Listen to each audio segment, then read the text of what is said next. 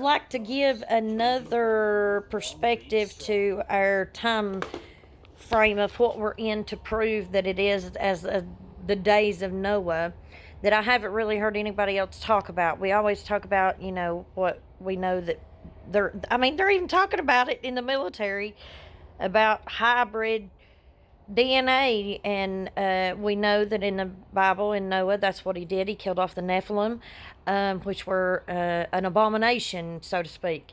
But anyway, something else that is happening that I've not heard anybody else talk about that kind of solidifies it is something like CRISPR technology. Now, people think about that with humans and stuff, but people don't realize they're doing that with plants, vegetation. Now, we've done genetics or whatever you want to call it with plants and altered them and stuff forever and ever and ever, but what we're doing now is a little bit different because if I just watched one, I think I reposted it. It's a very very educated scientific look at this, but I'm going to layman's terms it. But for instance, the Mars company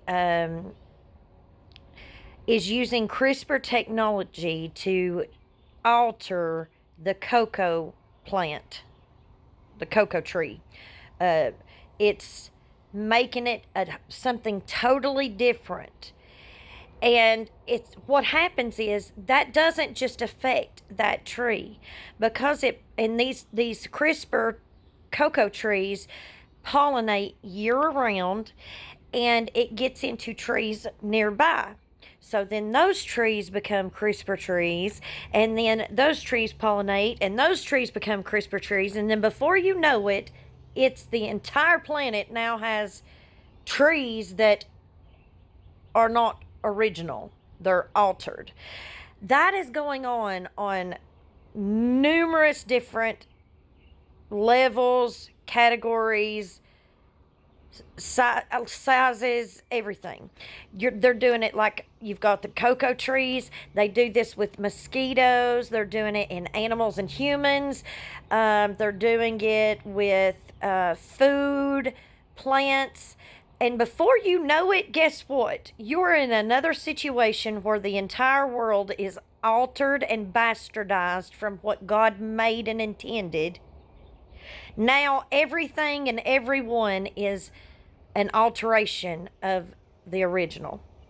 Trees, plants, food, people, animals, insects, all of it. Even our water's being altered. Data centers, they suck up the water and then they spit something out that does not go through the normal water cycle. It can't go through the water cycle, meaning it can't evaporate, condensate, do the whole cycle the same way because it doesn't have the same properties of water. We're changing everything, the air, the atmosphere, everything, grass. So if you do that, guess what? Before you know it, this entire world is an abomination and a bastardization of the original. So now you're back to a situation of like Noah, where only 8 people are pure. Only 8 people are saved. Or only 8 people are not an abomination. Now, I think I need to look it up because I'm really curious. There were only 8 people saved in the flood. I would like to know the population of the world during that time because I would like to scale that up to the population now, and I bet you the percentage that's going to end up being the ones that are saved is probably equal. He said, straight and narrow, and few there be that find it.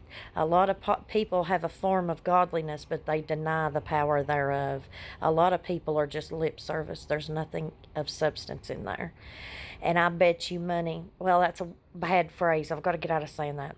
More than likely, I lean to thinking that that's probably going to be the same percentage. You just got to scale it up to the population nowadays. But everything is a bastardization. Nothing is pure anymore. So it's not just Nephilim. It's the whole world. Hang on tight. God can't be happy.